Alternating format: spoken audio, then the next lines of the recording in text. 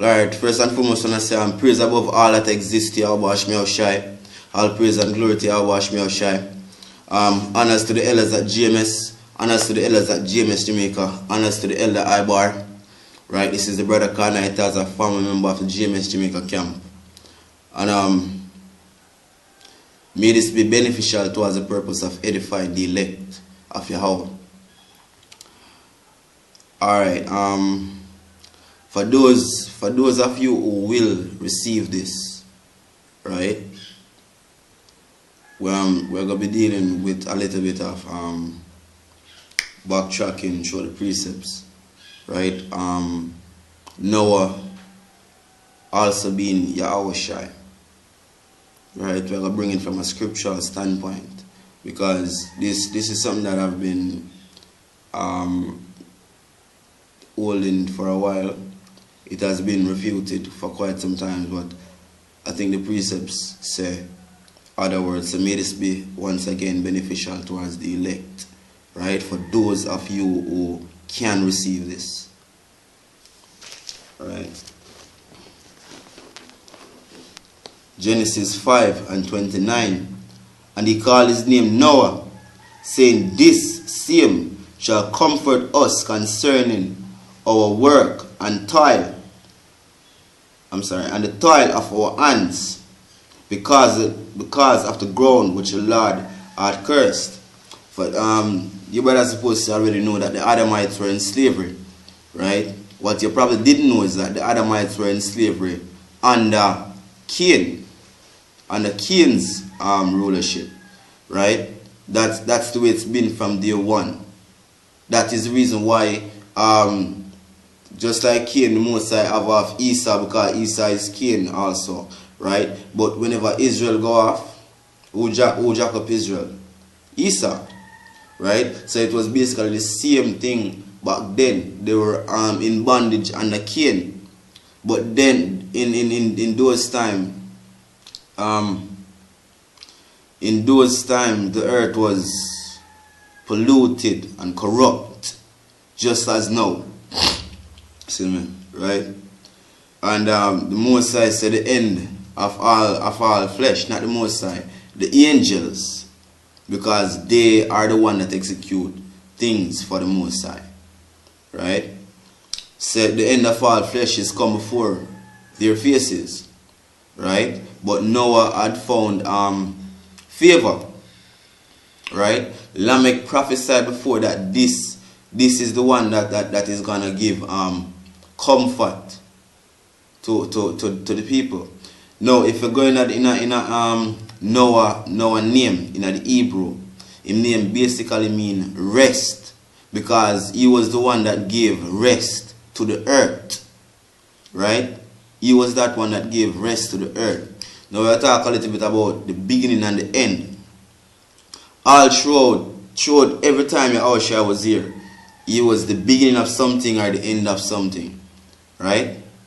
Like, alright, the world of Adam had corrupted himself, right? After Adam had corrupted himself, what happened? They went into bondage. The earth was defiled, right? The Adamites failed, basically, right? Now, with Yahawashi being the first and the last, the beginning and the end in everything, the author and the finisher of our faith and all those stuff, that's his title that cannot be appointed to anybody else. Now, Noah stands between two paradigms, the paradigm of two different worlds, right? You have the world of the first Adam, and you have the new world that was about to come, right? So Noah was that end, and he was that beginning. Not only that, Noah was also a comforter, right? And if you know the precepts properly, you know that Yahawashi was the comforter, right? And even we'll get to it in a minute still, but even when him said, and I will go, and the Father shall send thee a different comforter, and I shall come unto thee, right? So that had to be Yahawashi, because instant Noah marked the end of the first world, and the beginning of another. So he is the first and the last also. Right? Isaac was also the same thing. Solomon was the same thing. Right? Solomon was the first that brought a glimpse or a feel of the promise to Israel for 40 years. While Solomon reigned, Israel was at rest for 40 years, no war. You know? So, there goes the word rest again. Noah, the meaning for Noah's name, a rest. Rest and comfort. Right? After Solomon, there was nobody else to bring the promise again. So Solomon is also the first and the last to do that. Right? And as you all know that Solomon was yahawashi. Right? Alright. Let's get to the next precept real quick. This is John 14. We'll start at the 15th verse and read all the way up just to make the point. Alright, I hope this once again be edifying to the elect of yahawashi, because that is the whole purpose of my existence at this point. No other reason to be surviving, continuing. Alright,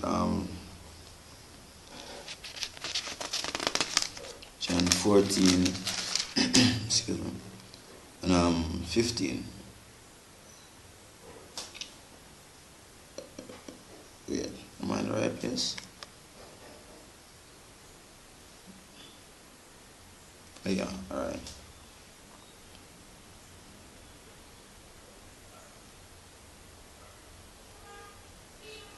Alright. Starting at 15. No, starting at 14.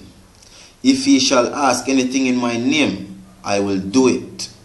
If ye love me, keep my commandments. And I will pray the Father, and he shall give you another comforter, that he may abide with you forever. Right? He's speaking of another comforter. But the point we're going to make is in the 18th verse. Who is that other comforter? Who is that other comforter? Right? Even the Spirit of truth. That's another name for yahawashi, truth. Right? Whom the world cannot receive, because the world could not receive yahawashi. The world is under the rule of the devil. Right? And to prove this, in I think it's I'm not remembering the book right now, but when Ahab was supposed to go to war to be destroyed, right? And it says, so the Most High sitting on his throne and all the hosts of heaven before him. And he said, who shall go down and persuade Ahab to go up and fall at Ramoth Gilead, right? And one said on this one, and another said on that manner. And a certain angel came forth and said, I will go down and persuade him. And the Most High said unto that angel, how are you going to persuade him? He said, I will go down and be a lying spirit in the mouth of all his prophets. Right? That's the spirit of a devil. Right? And whoever bear the spirit of a devil cannot attest to truth. They cannot receive the truth. Right? The funny thing about this is that mortals cannot receive the truth. But even them demons, them devils, or them angel of the left from the heavens know the truth. That is the reason why they are able to deceive you. Right? Esau himself know the truth. Esau has 100% truth. Right?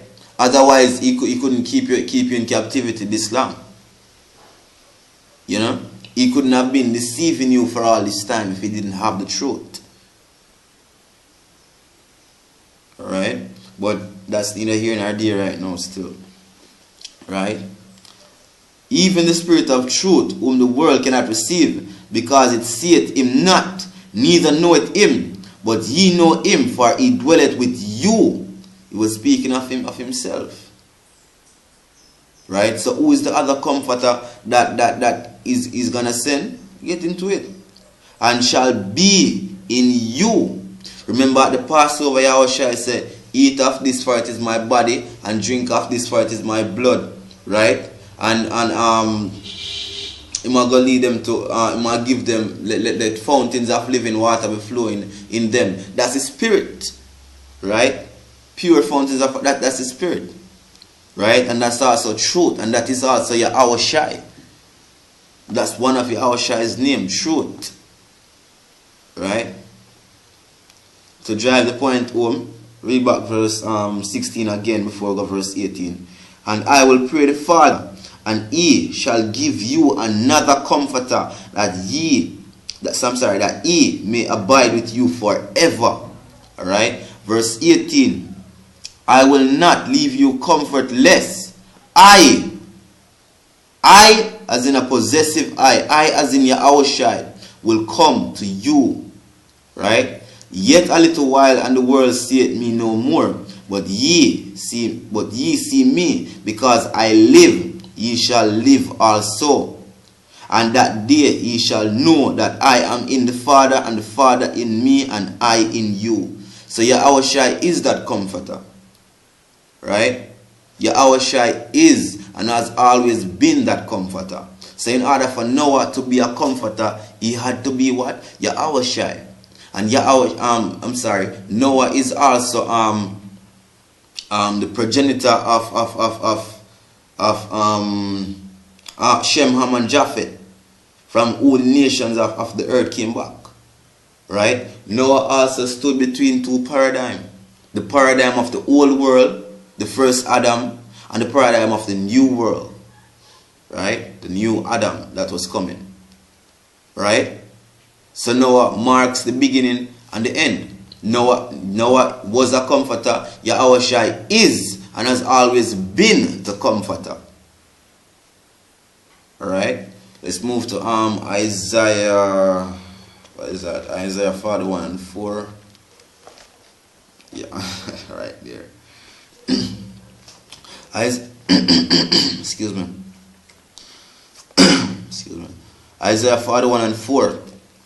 Who hath wrought and done it? Who hath wrought and done it? Calling the generations from the beginning. I, the Lord, the first and with the last, I am He. So all throughout, He will make Himself be known to you. That is the reason why He is referred to even in the New Testament, not only as the Alpha and Omega, but also the author and the finisher of our faith and our salvation. I'm sorry if I'm misquoting it right now. Right? So that's a title belong to yahawashi, and you cannot take the title that belongs to the second most powerful in the heavens and give it to just any mere mortal. Right? That spirit also, that is the spirit of yahawashi. He didn't know it was yahawashi because what? There are laws to come in through the matrix, through the portal of a woman. There are laws. Right? Certain things you won't know no matter who you be. That's just how the Most High is. You know, go back by His word. Right? So it doesn't matter how powerful you were in the spiritual realm or who you are. Once you take on this form here, right? Certain things are barred from you. Right? And that was just the same thing with Noah, because if there's a story of Lamech. When Lamech, basically, the watered down Adamites didn't want to have anything to do with the first set of Adamites. Right? And Lamech, when Noah was born, he said that Noah looked different. Right? Noah had all the features of the gods before. Right? Which he was referring to Adam. Right? And he went and he called Methuselah, basically. And Methuselah is the one that made the prophecy. Lamech was the one that spoke it. Lamech is the one that he speak it in the Bible, but Methuselah was the one that made the prophecy. Right? Methuselah was the one that prophesied that this is the kid that's going to do this. Right? This is who we've been waiting for. This marks the end of such and such. Right? So there were prophecies surrounding Noah also. Alright? And these titles that Noah had only belonged to only Yahawashi. So he had to be Yahawashi. Alright. Who had wrought and done it, calling the generations from the beginning. I the Lord, the first, and with the last I am He. Alright. Let's move through real quick. Matthew 20, verse 16. Matthew 20 and verse 16. I'm sure you guys familiar with Matthew 20 and 16. He was talking to his peeps before, but there's a point that he spoke of, which is very important, right? Very, very important.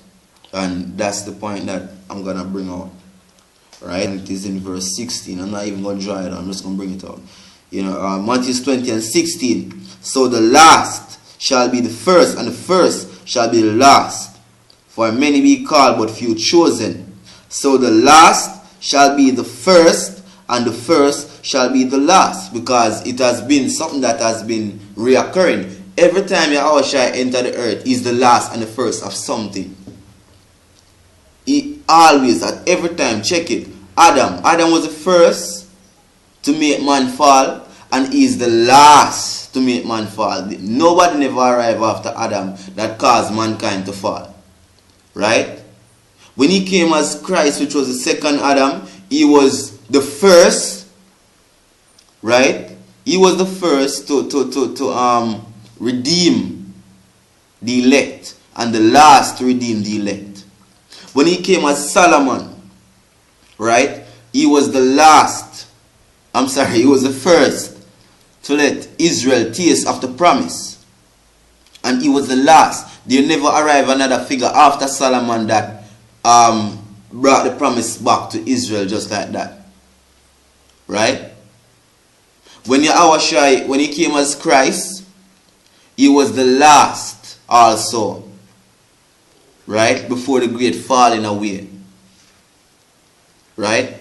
He was the last when he came, because what happened after? What happened after that? That world also ended.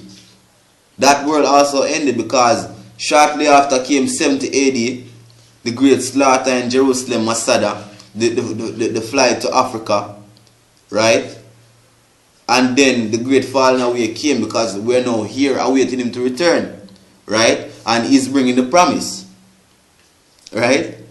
And he's now the last because Solomon, which was he, had already brought the promise before, right? And now he's coming again with the promise, this time for good, right? So he's the last and he's the first. And Yahawashi is not going to be ranked behind any mortal. So all these people had to be him, right? He's the first and the last of his kind. The author and the finisher of salvation. Right? So the last shall be the first and the first shall be the last. Noah was the last of the old world and the first of the new world. Once again, this is for those who can receive it. Alright? Revelation 1. I will close out real quick. Revelation 1 and 11.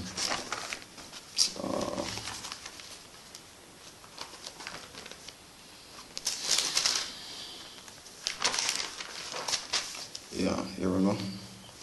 Revelation 1 and verse 11 saying, I am Alpha. Alpha means the beginning, the first. Right? And Omega. Omega being the end. The first and the last. And he goes on to say what thou seest right in a book. I'm just driving the point of the title home right now. Right? The first and the last. Alpha and the Omega. It's further prove it in Revelation 22 and 30.